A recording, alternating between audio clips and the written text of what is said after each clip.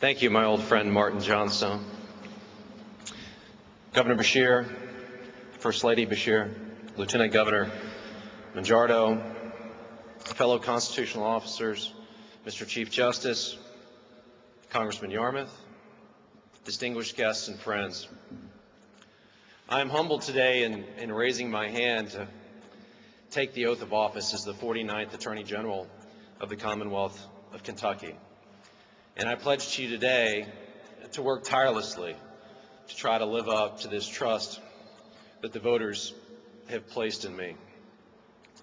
You know, a day like today, it just does not arrive.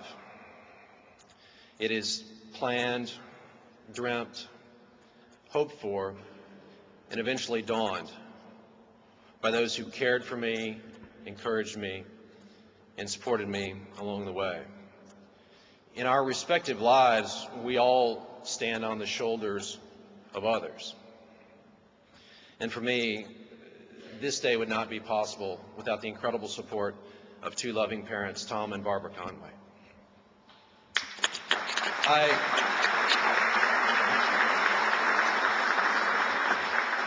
I've certainly been privileged and advantaged, but I owe that to this self-made couple. This son of a Western Kentucky farmer and this daughter of a Union Railroad blacksmith have built their adult lives around one principle, and that's giving their children opportunities.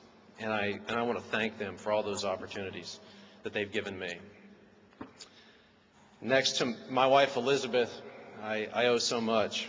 Once, many moons ago, during a troubled youthful period, a wise person once told me that being married to the right person is as simple as breathing. Well, that person was right. That wise person was right. And Elizabeth, I want to thank you for making me feel that way.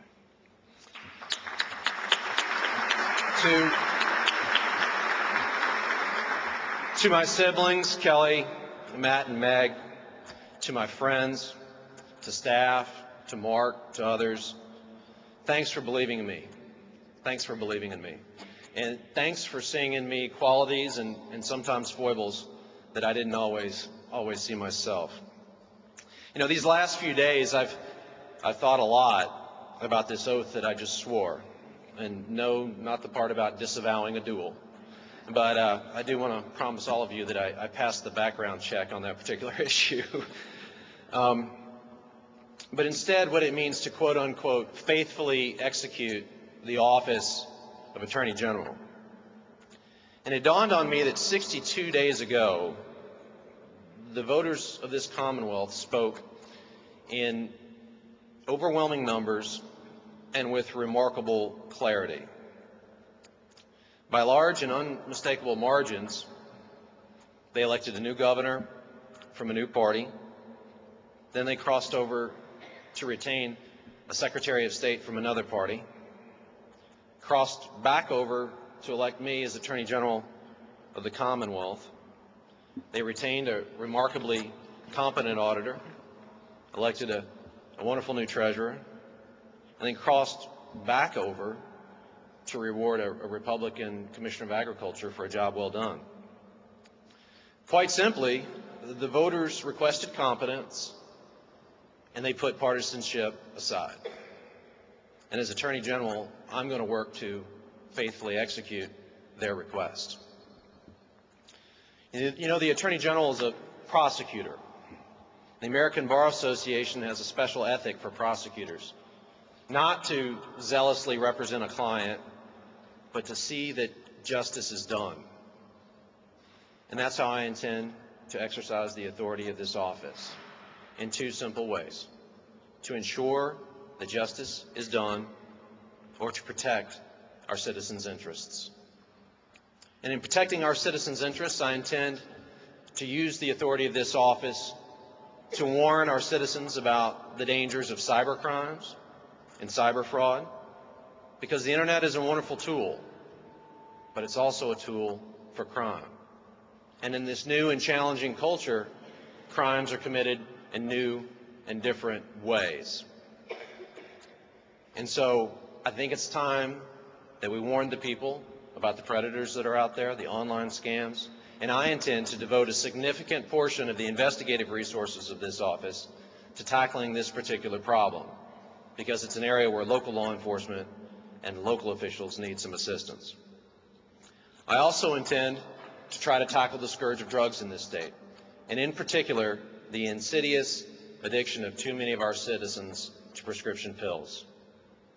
It's a law enforcement issue, it's a treatment issue, but it's also an issue that where those that have been wrongfully marketing and peddling these pills need to be held accountable for the havoc that they have wrought. And I intend to do just that, because this is a problem that is keeping us from reaching our collective potential.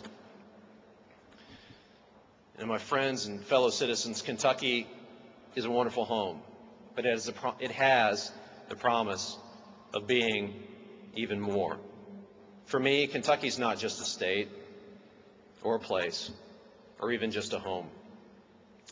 It's also a feeling.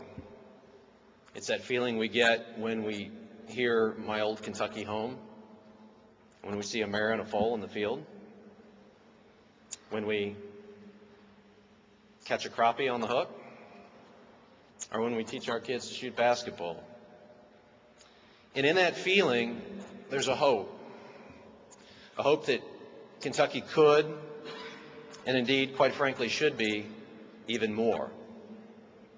But that hope is only going to move toward fulfillment if we cast our differences aside and cast partisanship aside and think of collective goals for our kids and for our grandkids that are so much bigger than the concerns of just a special few individuals. So I'm going to do my level best to move forward with that ideal in mind. I want to thank you for this opportunity and this responsibility. May God bless you all, and may God bless our Commonwealth. Thank you very much.